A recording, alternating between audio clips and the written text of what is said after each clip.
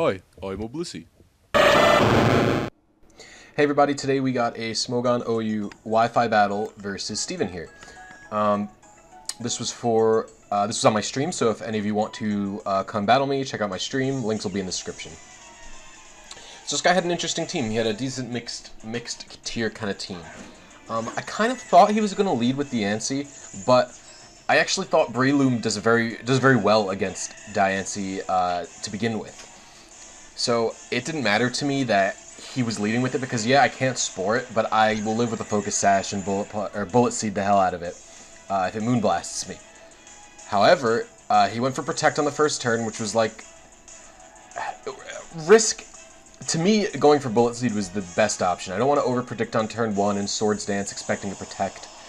So here he goes for the Diamond Storm, probably thinking there's no way this Breloom is staying in, right? But again, Breloom, I think, as a lead, is typically sashed. So I get 3 here, which is awesome. The triple. 3 quick ones. Put that Diancie down. Even if I didn't get 3, I would have been able to finish it off with a Mach Punch, so that's sweet. So Diancie's dead out of the picture, which is so cool for me. And now he's going into this Magmortar, and I'm like, alright, well, this thing's... They're probably... I think they're, like, always scarfed, so I was just like, okay, I'll go into Starmie, take the fire attack. It's pretty obvious it's coming. Starmie's pretty good.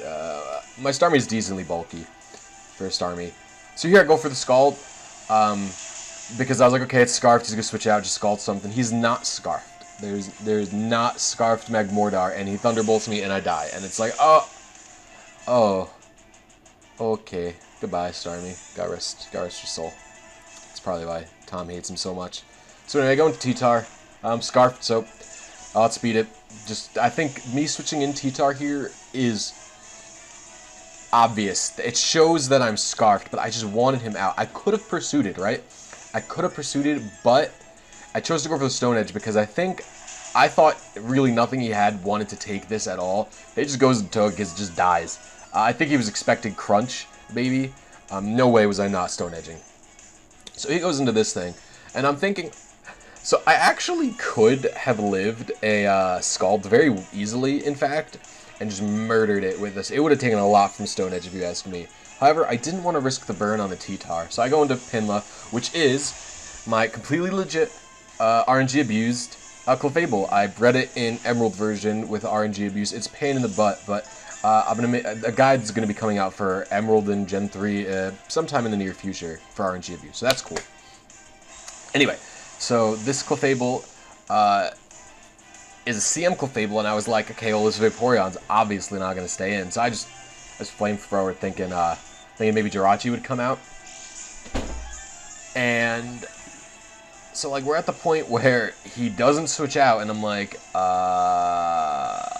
what's going on here? So I figured, I believe I go for the Soft Boil this turn to heal all the way up. Because I was like, okay, well... That's a bit interesting here. So at this point I'm realizing I'm like, okay, he's pretty committed to staying in.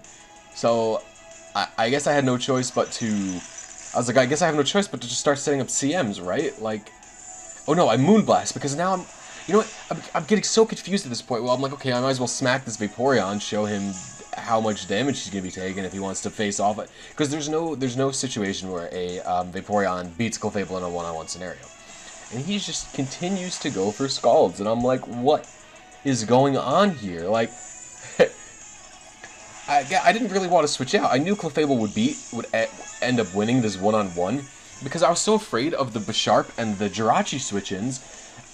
So he goes for the Wish. And I'm like, oh, geez, this is where this is going. So, at this point, I'm like, I have to start setting up CMs if I'm going to want to beat this Vaporeon. So he goes for the Scald here, and I'm like, okay, well, he's not... I thought he was going to Protect, honestly, to gain healing from the Wish back, guaranteed. But he I guess, does not. I probably could have killed him there, so was that a misplay by me? I don't even know. At this point, I wanted to see it. CMing up was safe there because he could have protected, and I would have wasted a turn doing nothing. So it was a good play by him. And getting the CM up in general for me is good because I'm going to be taking less damage from his Scalds, doing way more damage with these Moon Blasts. So, it's like, I feel like he's just kind of wasting this Vaporeon here. So he wishes here, and I'm going to Moon Blast again, do a bunch of damage, and down goes Vaporeon. So that's pretty sweet.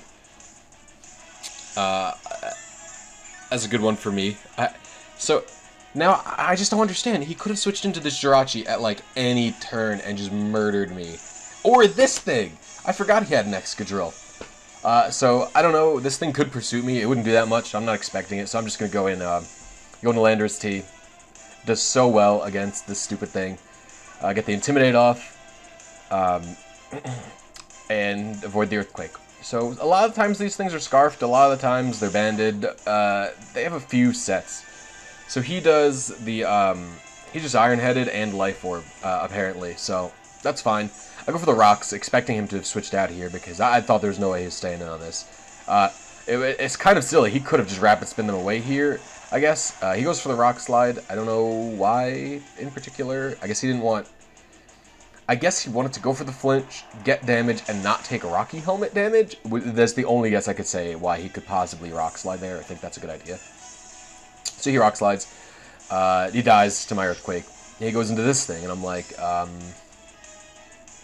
what's Bisharp gonna do to me? Like, I'm just gonna Earthquake him.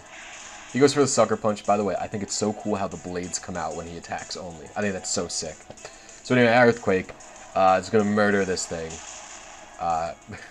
Is dead. Oh, this guy doesn't have a Jirachi. I mixed up his team with the other team that I battled that night.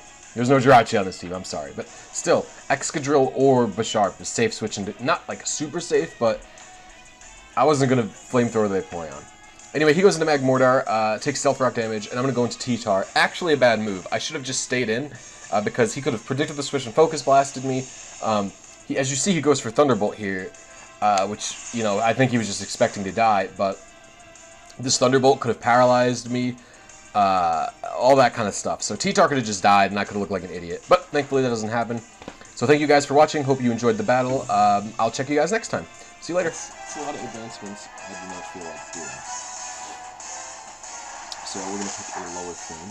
I would say 9 is a fine frame with something else. So I'm going to copy that to the clipboard. You'll see where I click it.